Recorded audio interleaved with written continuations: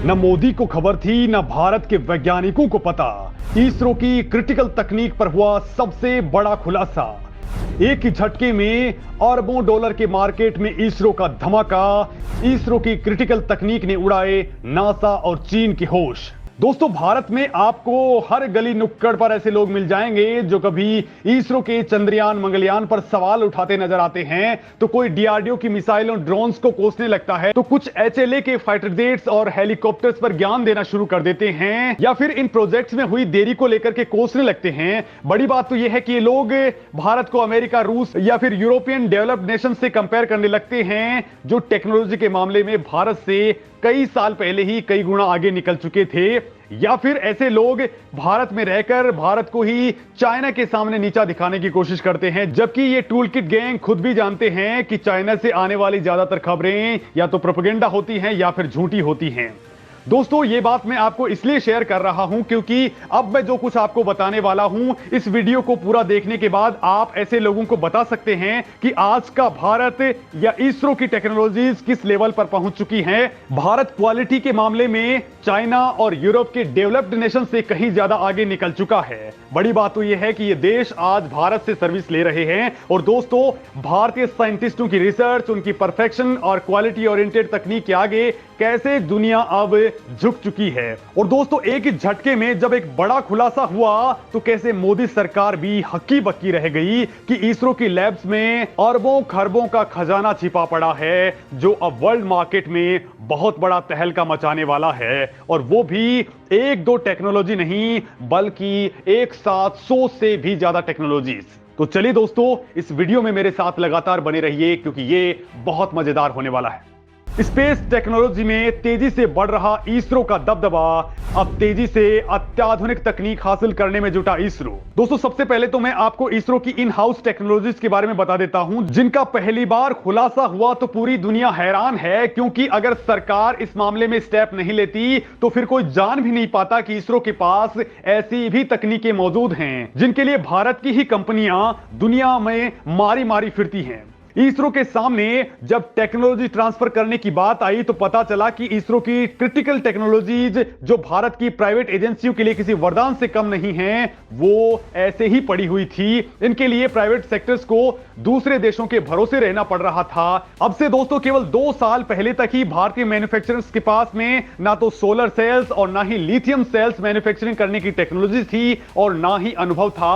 लेकिन इससे कई साल पहले ही इसरो के पास इन दोनों ही टेक्नोलॉजी को लेकर के इन हाउस प्रोड्यूस करने का पूरा इंफ्रास्ट्रक्चर मौजूद था। डिमांड और इनोवेशन के बीच इस गैप को भारत सरकार ने पहचाना और अब एक ऐसा प्लान तैयार किया है जिसने पूरी दुनिया में तहलका मचा के रख दिया है। और इसी प्लान ने इसरो की टेक्नोलॉजीज के जरिए रेवेन्यू जनरेट करने का भी बड़ा साधन क्रिएट कर दिया है। और दोस्तों, अब इसरो इन टेक्नोलॉजीज का कमर्शियल इस्तेमाल भी शुरू कर चुका है। इसरो ने अपने द्वारा डेवलप की गई सोलर और लिथियम सेल्स की टेक्नोलॉजी प्राइवेट प्लेयर्स को ट्रांसफर करने का बड़ा प्लान बनाया। इस प्लान के मुताबिक यह क्राइटेरिया रखा गया कि ऐसे मैन्युफैक्चरर्स जिनके पास लिथियम सेल्स और सोलर सेल्स मास प्रोड्यूस करने लायक फंड्स मौजूद हैं, वो इस टेक्नोलॉजीज को काफी कम कीमत पर इसरो से खरीद सकते हैं। और यह कीमत केवल 1 करोड़ रुपए के आसपास ही बैठती है। बड़ी बात तो यह है कि अगर ये भारतीय कंपनियां इसी टेक्नोलॉजीज को किसी ओवरसीज सप्लायर से खरीदती हैं तो शायद इसके लिए 100 से लेकर 1000 गुना ज्यादा कीमत देनी पड़ती।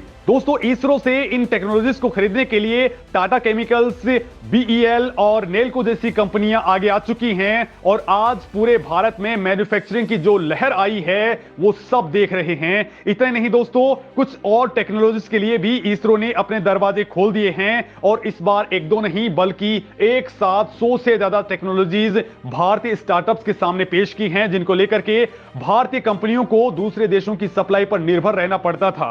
इसरो ने इन सभी टेक्नोलॉजीज के लिए एप्लीकेशंस मंगवा लिए हैं, जिनमें ड्रोन, सैटेलाइट्स, कंपोजिट मटेरियल और स्पेशलाइज्ड वेल से लेकर के सॉफ्टवेयर, इंजन और टेस्टिंग इक्विपमेंट भी शामिल हैं। जिनकी जरूरत आज भारतीय कंपनियों को बहुत ही ज्यादा है, क्योंकि अगर ये इंफ्रास्ट्रक्चर डेवलप ही करते हैं तो इनमें अरबों खरबों का खर्च आ जाता है। ये सभी प्रोडक्ट्स और इक्विपमेंट्स इस ट्रांसफर ऑफ टेक्नोलॉजी एग्रीमेंट में शामिल हैं। हालांकि दोस्तों, इसरो ने यह बिल्कुल क्लियर कर दिया है कि इन सभी टेक्नोलॉजीज के लिए इंटेलेक्चुअल प्रॉपर्टी राइट्स यानी आईपीआर इसरो के पास ही रहेंगे। मतलब यह है दोस्तों कि सभी टेक्नोलॉजीज के कमर्शियल प्रोडक्शन के लिए इसरो की परमिशन लेना जरूरी होगा।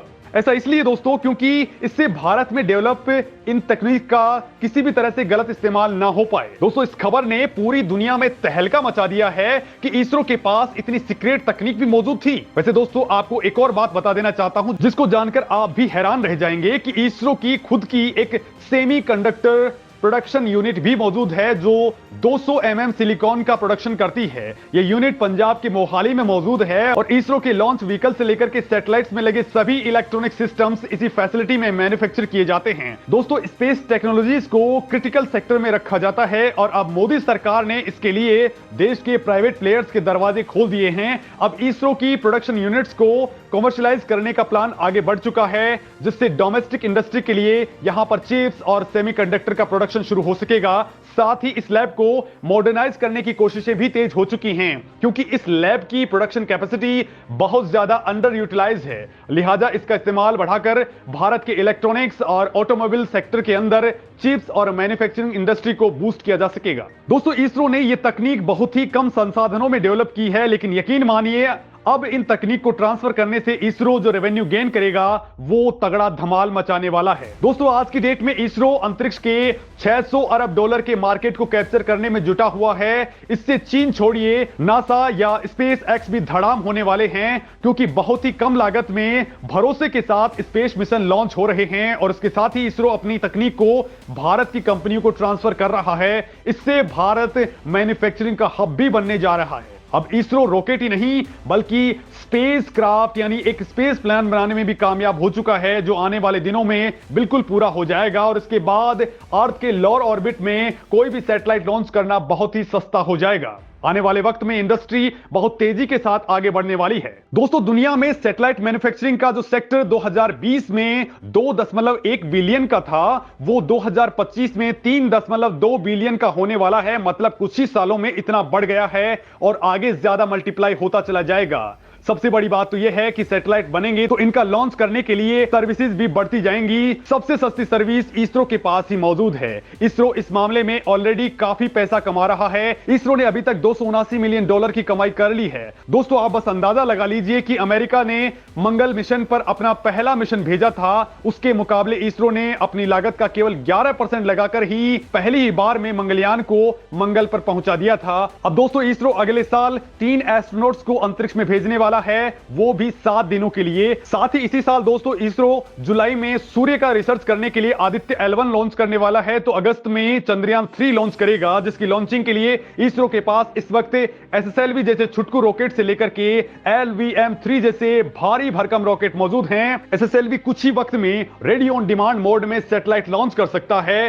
तो मझोले आकार के सैटेलाइट PSLV रॉकेट लॉन्च कर डालता है, तो वही भारी भरकम सैटेलाइट्स यानी 6000 टन वाले सैटेलाइट्स भी LVM-3 के जरिए लॉन्च किए जा सकते हैं। मतलब दोस्तों, हर मार्केट पर कब्जा करने के लिए इसरो तैयार है। स्पेस इकोनॉमी साल 2025 तक ही 600 अरब डॉलर की होने वाली है और इसमें भारत बड़ा मौका तलाश रहा है। यह भारत के लिए बहुत ही फायदेमंद है। साथ ही भारत में सैटेलाइट भेजने का खर्चा दूसरे देशों से बहुत ही कम है। इस वक्त जियोपॉलिटिकल लिहाज से भी भारत यूरोप, अमेरिका, ऑस्ट्रेलिया और जापान यानी सभी देशों के बेहद करीब बना हुआ है। लिहाजा भारत एक विश्वसनीय विकल्प बनकर के उभर चुका है। इसरो की commercial new space India limited ने हाल ही में ब्रिटेन की कंपनी वनवेब के 72 सैटेलाइट लॉन्च किए हैं। अब मोदी सरकार भी लगातार इसरो को प्रोत्साहन दे रही है ताकि स्पेस के सेक्टर में स्टार्टअप्स को बढ़ावा दिया जा सके।